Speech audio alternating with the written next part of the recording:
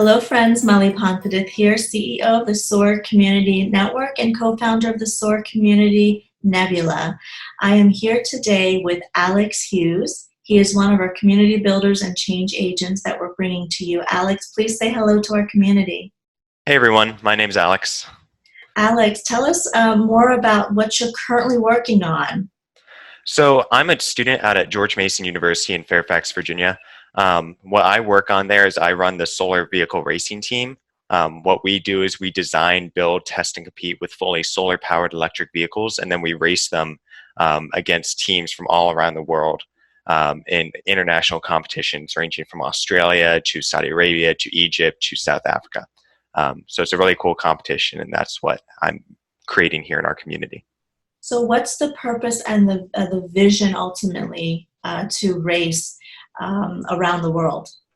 So the short-term goal with a solar card team is to get students, engineering students, students from other disciplines involved in a community to work together to design and build one of these vehicles and then race them against other schools. The long-term vision of that is to further the technology required to create solar-powered electric vehicles. Solar-powered electric vehicles are kind of the logical next step to creating a more sustainable future in the automotive industry. Current electric vehicles are great. They're a lot better than gasoline vehicles, but they're not completely run on renewables. If you can make a vehicle that runs on solar power, then you would be completely off the grid, completely detached from fossil fuels and things of that nature. So that's really the long-term goal with a solar vehicle team, is to push the boundary of where solar vehicles are until they breach some limit in which they can be introduced to the general public. I think that's so cool. Thank you I for do being too. involved in that. It's really important to really think about our future. And you're already doing that on a daily basis, designing or reimagining what a world could be like. So it's awesome. When you think about your journey so far and what's led you here and the path that you're on, can you share with us moments in time or people, examples of people in your life who've really extended themselves to support you and mentored you and became or is a community builder themselves, a mentor perhaps? So the thing that really sticks out to me is just the community of faculty, staff, and students that I encounter at my university on a daily basis. There's no mandate, there's no requirement for them to help us with this solar card project. All of our member students, they could be studying for their classes, they could be, working on an internship, but instead they decide to dedicate their time to this project. All the faculty and staff that help us out, they're not required to help run a student organization. That's part of their own time, their own energy that they volunteer to us, basically. And starting up a brand new solar vehicle team at a university is not an easy feat. It's not like any other club where you can just say it's there and it's done. You have to raise tens of thousands of dollars. You have to get all these contracts signed with your competition. You have to find us, build space. You have to get engineering talent onto the team. It's arguably one of the most technically advanced engineering challenges that universities regularly compete in. So it's just incredible how much support we have gotten from the faculty and staff and students who just want to push this project forward. They're not being paid. They're not, given anything. It's all just the motivation that they have. And this project wouldn't exist without that. Powerful, powerful. Well, when you are thinking or experiencing the people in your life as community builders and change agents that surround you, what are some of the characteristics and attributes that are consistent that you've seen over time?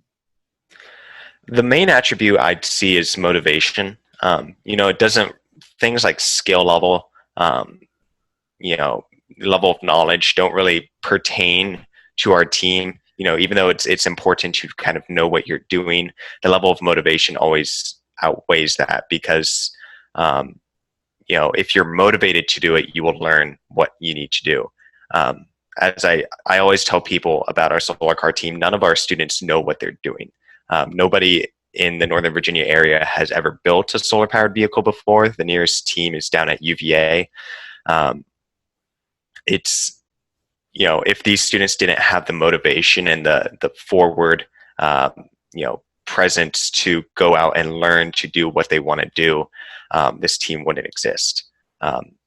So it's really that key attribute is motivation. People who put in work every single day for months on end to see this project through. If they didn't do that, even if they had all the skill and knowledge necessary to do it, the project wouldn't exist. So motivation is the main attribute I see. That's great. Well, let's talk now about other movements, grassroots initiatives, causes that really resonate with you. Are there any movements or causes that you'd like to highlight and feature? And how are you using your gifts and talents to advance these missions forward? So there are a few other things, entities out there that I'm interested in. Other sorts of engineering challenges that you see people tackling in a competitive way, I find really interesting.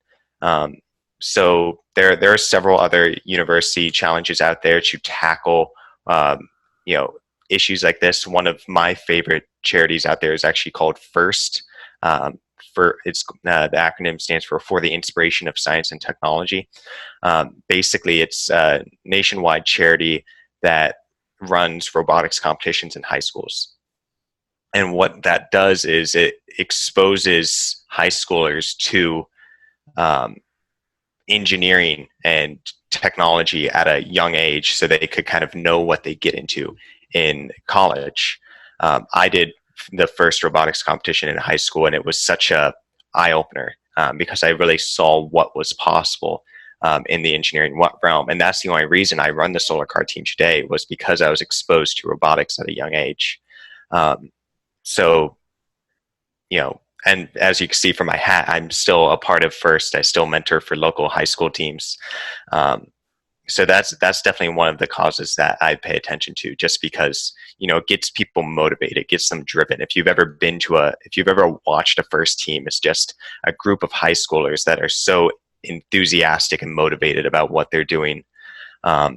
It's incredible to watch, how these kids grow over time, the type of skills that they're learning. So many of these kids come in not knowing what they want to do in life, and then they leave the program knowing that they want to be mechanical engineers or knowing that they want to be electrical engineers, which I think is awesome. That's so great. Well, you mentioned a mentorship, which requires you to also motivate and inspire your mentees.